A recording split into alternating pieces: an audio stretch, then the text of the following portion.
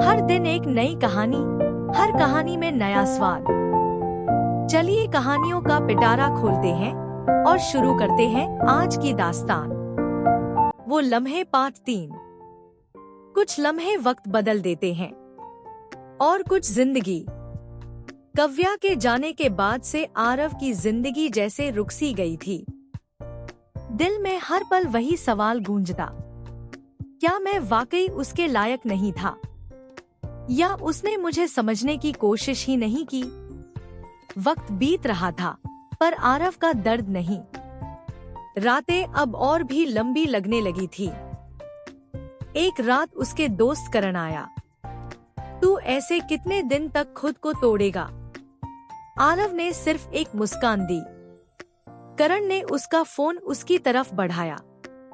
देख, यह कव्या की नई फोटो है। लगता है उसने खुद को मजबूत कर लिया है। आरव ने फोन पर नजर डाली। कव्या फटी-फटी साड़ियों में झुकी हुई, थकी आंखों के साथ थी। कोई खुशी नहीं, कोई चमक नहीं, बल्कि ऐसा लग रहा था जैसे भीतर से टूट गई हो। आरव की धड़कनें तेज हो गई। ये कैसी तस्वीर है? कव्या ऐसी क्यों दिख रही है? करण बोला।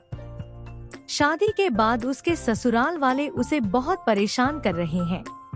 पता नहीं क्या क्या सह रही है वो। आरव के अंदर का इंसान तड़प उठा।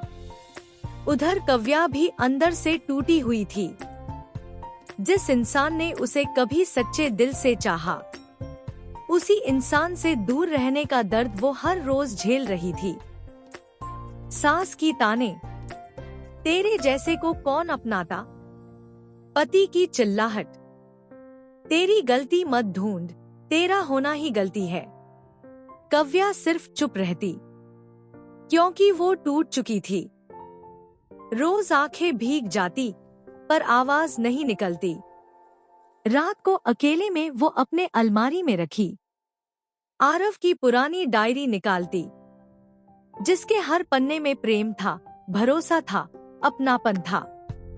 वो उसे सीने से लगाकर फूट फूट कर रो पड़ती। मैंने उसे समझने की कोशिश की होती। कव्या की हालत इतनी बिगड़ गई कि उसे अस्पताल ले जाना पड़ा। सास ससुर ने पति को फोन किया, पर उसने साफ कहा, ये मेरी जिम्मेदारी नहीं, खुद संभालो। डॉक्टरों ने कहा, मानसिक तनाव, कमजोरी और लगातार सहा गया दबाव। अगर देखभाल न की गई तो हालत और बिगड़ सकती है। सास ससुर बाहर बहसबाजी कर रहे थे। अब क्या करें हम? इसे ले जाने वाला कौन है? तभी अस्पताल का दरवाजा खुला। आरव अंदर आया। सबके चेहरों पर हैरानी। कव्या अचेत थी, पर उसके चेहरे पर एक अजीब सी शांति आ गई थी, जैसे किसी ने पास आकर उसके टूटे हुए दिल को थाम लिया हो। आरव ने धीमे से कहा, मैं इसे घर ले जाऊंगा। अब इसे और दर्द सहने नहीं दूंगा। दिल का फैसला दिमाग से बड़ा था। कव्या धीरे धीरे होश में आई। आंखें खुली तो सामने वही चेहरा, जिसे देखने की उम्मीद उसने छोड़ दी थी। आरव, तुम यहाँ? उसकी आंखों से आंसू बह निकले। आरव ने उसका हाथ पकड़ लिया। कव्या, मैं तुम्हें छोड़ सकता हूँ क्या कभी?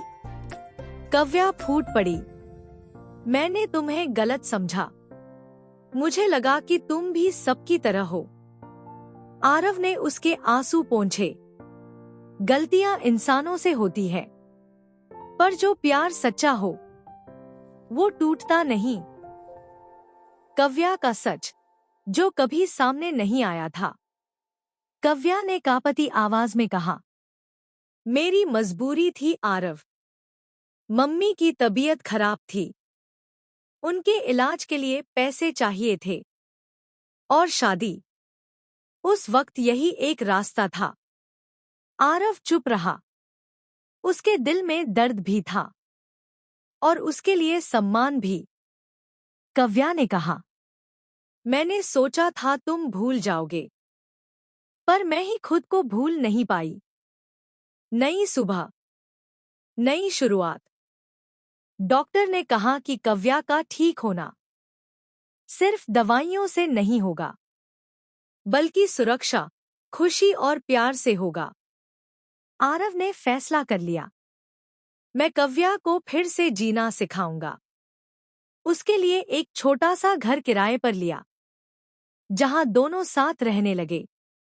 दूरी अभी भी थी, पर अपनापन पहले से कहीं ज्यादा था। कव्या ने पहली बार बिना डर के मुस्कुराकर कहा, आरव, अगर किस्मत ने मौका दिया, क्या हम फिर से? आरव ने उसके होठों पर उंगली रखी। कुछ बातें वक्त पर छोड़ दे कव्या, लेकिन इतना जान, मैं आज भी तेरा हूं और हमेशा रहूंगा। कव्या की आंखों में चमक आ गई। वो लम्हा एक नई जिंदगी की शुरुआत था। आगे की कहानी के लिए 5 4 को सब्सक्राइब करें।